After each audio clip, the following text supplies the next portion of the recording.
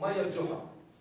She is I think so far the only one woman who draws caricatures in the Arab papers. You can correct me if I'm wrong.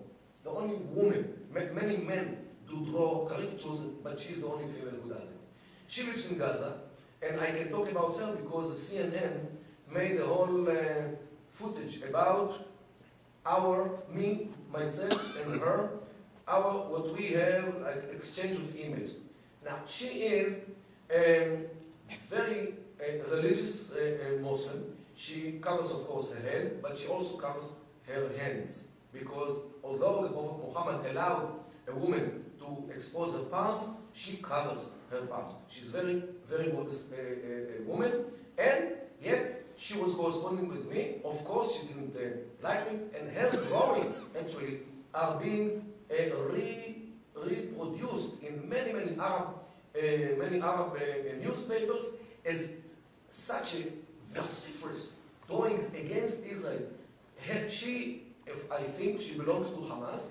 Her first husband was blowing Israeli tanks from below with charges, which he was one of the developers of the weapons of Hamas.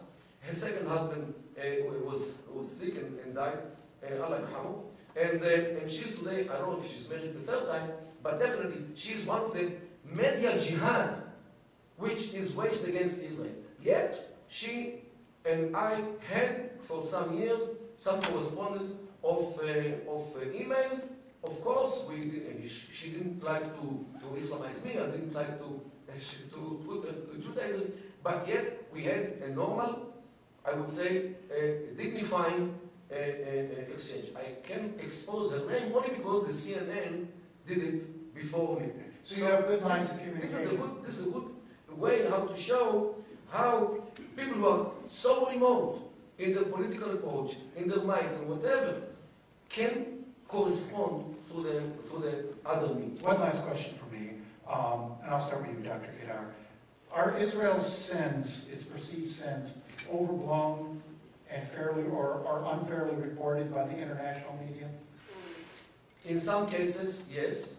When it comes to some Western media, I believe that at least partially, the report about Israel is inflicted by anti-Semitism in some parts, and in some parts is going after lies being said about Israel in other media, and you know what mediocrity in the media is.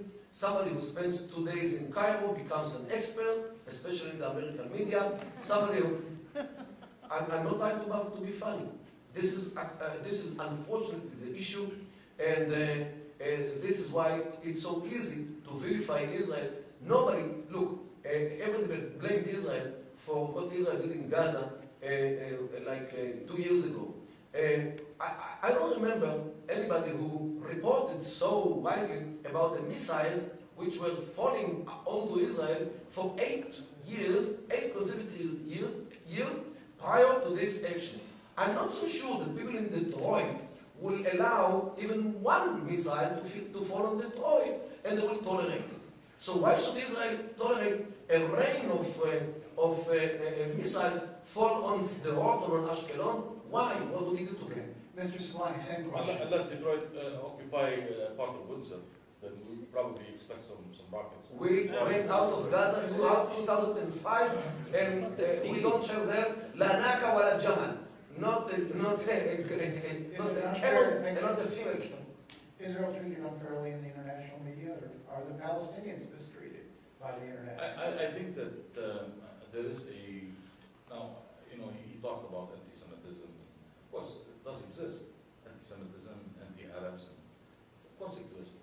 You know, we don't live in a perfect world, unfortunately. However, not everything that's reported of Israel negative, that we should take it out in the context of anti-Semitism. There is a real conflict with real people. There are millions of Palestinians in refugee camps. Why? Because Israel occupied their land. No, because they are still kept in refugee camps 60 years after the war, because they are used for political reasons. people squeeze the world, the world by these refugees. And on the side of the state, Let me finish my point. My point is that there is a real conflict, and there are two sides to the conflict. And there are people on both sides claim they are right and the other side is wrong. Now, frankly speaking, the international press has been on the side of the Israelis most of the time. Most recently, because of the information technology, thank God that we have it, things are changing. The truth is coming out. And that's why we see the Goldstein report, because it shows clearly, you know, the world was seeing the war. I mean, since the Gulf War, the first Gulf War, when the United States, drove Saddam Hussein out of the way with the coalition, that was the first war that we have witnessed on screen, on the small screen. And since then, we have seen wars placed on our television at home, and we see it minute by minute. Okay. And thanks to Al Jazeera for this. So we've seen the Gaza war, and as a result of the atrocities were committed against the Palestinians in Gaza, the Goldstein report came out to confirm these things. So the international media is changing. However, it's still, at this time, I can still see it, that it is in favor of Israel rather than the Okay. Palestinians. Thanks, gentlemen. We'll let our audience ask questions. And I'm going to preface that by saying we want questions from the audience, not statements. If I don't hear a question mark somewhere close to the start of your sentence, I'm going to be cutting you off and moving to someone else. We want to hear from these gentlemen and their opinions. So if you can ask questions and perhaps save your opinions for the after conversation. Who do we start with back here? In the back? Or whoever you get to first. My name is Josh Faber, and I'm a second-year law student. Actually, if you guys can wait just to use the microphone. Hi, Josh Faber. I'm a second-year law student here. My question is for Mr. Siblani. Dr. Kedar mentioned that a lot of people feel, and myself included, that even when Israel offers a two-state solution, that the Palestinian people and the Arab people won't accept it because they don't want two states, they want one state, because they don't want to recognize a state of Israel at all. Do you feel the same way, and could you expand on that point a little? First of all, my position is I support the Palestinian people. And I believe that they entitled to their state, whether they will have one state that they live all together, or they want to have two states. This is up to them. But I support their right for self-determination.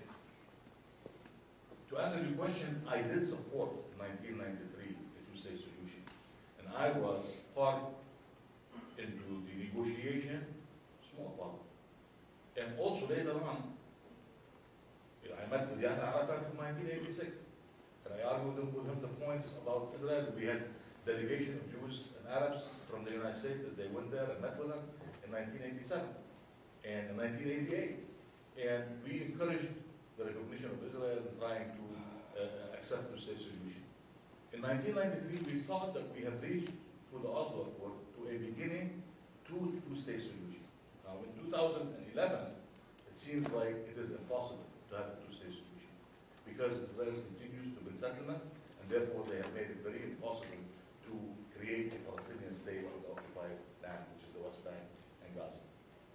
Now, in my opinion, the Palestinians and the Israelis should make the decision how should they live. Either a two-state solution or in one-state solution. But I support both. And I did, in 1993, I did support the two-state solution. And I was there. And I lobbied before that for the two-state solution, for the Palestinians to accept it.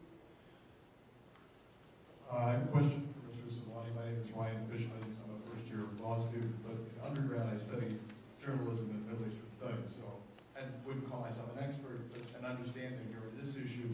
And the question I have, after participating in a few case studies of Arab media while living in the Middle East and in Cairo, Israel, and then watching in the United States Arab media, it seems to be, I understand entirely the point that you made early on about having an Arab perspective. The question I would have for you as an Arab American newspaper publisher is there a sense of journalism in your profession.